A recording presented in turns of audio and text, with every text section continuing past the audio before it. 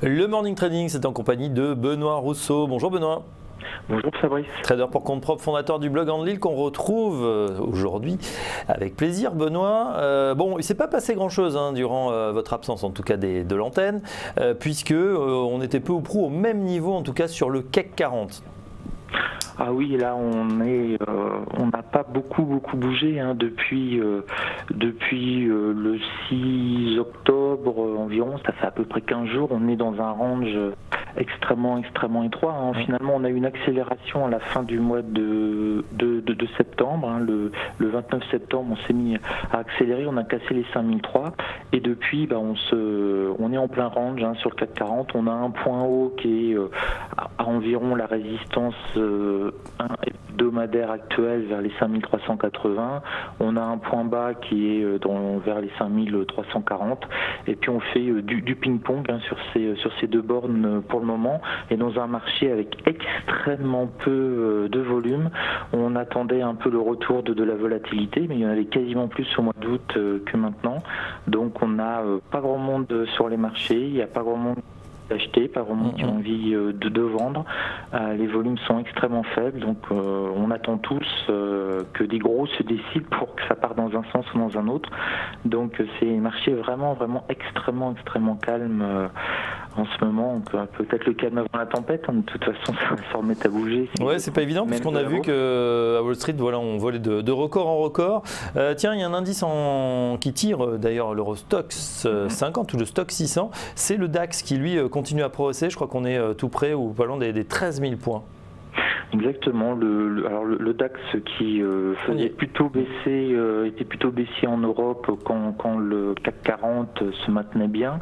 Là maintenant on a un CAC 40 qui stagne, on a un DAX plutôt fort puisque on se balade maintenant au-dessus des 13 000 points de manière assez régulière. Là actuellement on est sur futur à 12 995 au moment où je vous parle, donc ça fait 13 500 en ouverture probable du cash sur le DAX. Et on n'a pas eu de prise de bénéfices sur les 13 000 points, c'est ça qui est intéressant. On a une petite pointe euphorique comme d'habitude, on est monté à 13 030, un petit peu plus. On s'est repris une claque ensuite de 50 à 60 points assez classique, mais depuis hier et avant-hier et vendredi dernier, on se maintient comme ça sur cette zone des 13 000 points avec des volumes absolument ridicules. Et surtout une volatilité, alors on va le citer parce que pour bien se rendre compte, hier par exemple on ouvre sur le DAX à 13 017, on va au plus bas à 13 000 tout rond et au plus haut à 13 026, ça fait donc une amplitude de moins de 30 points. Évidemment on vous laisse calculer. Sur un indice à 13 000 points, on parle souvent sur le CAC qui est à moitié moins, 5 000, que c'est très faible. Alors sur un indice à 13 000 points, c'est vraiment famélique au niveau des chiffres. Alors on a une volatilité, une amplitude actuellement sur le DAX de 0,20%, 0,25% par journée, 30 points. Alors pour vous donner un ordre d'idée, il y a encore 2 ans, la moyenne d'une journée sur le DAX c'était 130 points, donc 5 fois plus. Il se passait beaucoup de choses, on allait taper partout des résistances et des supports dans la journée, et là maintenant on a quasiment hier par exemple c'était type une journée entre Noël et le jour de l'an, c'est-à-dire que c'est un petit range de 20-25 points et il se passe absolument rien avec des volumes totalement étriqués. Donc c'est quand même, ça va faire 23 ans que je fais de la bourse. C'est quand même la première fois où je vois un mois d'octobre aussi mou et rend aussi faible, 20-25 points sur le DAX. On m'a encore dit ça l'année dernière pour une journée classique. Je n'y aurais pas cru. C'est ce qui arrivait quand il y avait un jour férié par exemple aux États-Unis, ce genre de choses-là. Donc là c'est pas évident, il faut une extrême patience.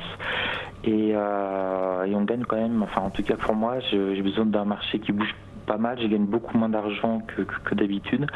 Donc je passe maintenant une partie de mes trades sur le Nasdaq, ça doit être 50-50, 50 DAX, 50 Nasdaq à peu près, et 5-6% ça fait plus de 100%, mais bon, ça fait 100%, on va dire, et 5% à peu près sur le CAC 40, 5 CAC, 45 DAX et 45. Bah oui, on va chercher effectivement là où il y a encore des écarts. Voilà, donc là, je retourne sur le Nasdaq qui bougeait un peu plus, mais encore, c'est pas très folichon. Bah après, donc, sinon, vous avez le Bitcoin qui continue à bouger, hein, Benoît. Excusez-moi. Vous avez aussi les cryptocurrencies, c'est-à-dire le Bitcoin qui continue lui à bouger. On dirait que là, justement, on s'emballe, peut-être parce qu'il n'y a pas de volatilité sur d'autres marchés.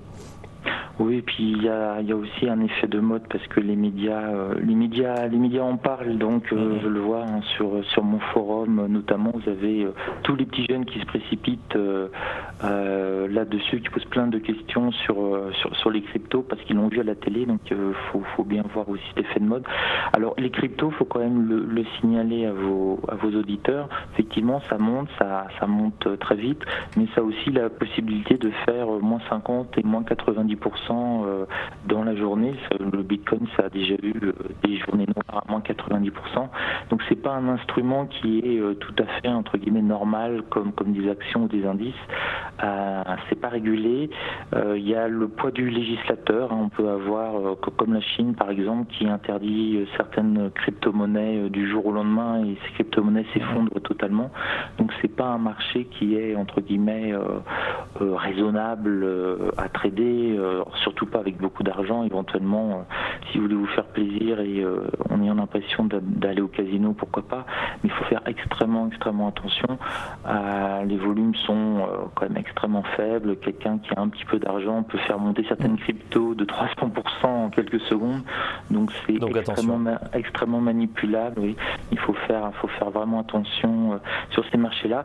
Et dites-vous bien que chaque semaine, les variations de n'importe quelle crypto-monnaie, c'est l'équivalent du crack historique de 1929.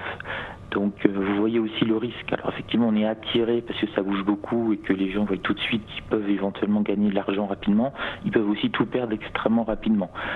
Une semaine de c'est bien de le rappeler, effectivement. C'est l'équivalent du crack de 1929 et de 1987 par exemple. Attention, moins 30% qu'on peut faire dès lors que les autorités chinoises par exemple vont commencer à bloquer ou à restreindre effectivement les flux. Merci Benoît Rousseau, trader pour compte propre et fondateur du blog en ligne. On l'a bien compris, en ce moment très peu de volatilité, que ce soit sur le CAC, sur le DAX, se reporter par exemple sur le Nasdaq, peut-être voilà, pour continuer à faire son activité, ça peut être intéressant. Merci Benoît et à très bientôt. Au plaisir. Dans un instant, la suite, dans une grosse minute, il sera 9h, c'est l'heure du chrono CAC avec Christophe Douane. À tout de suite.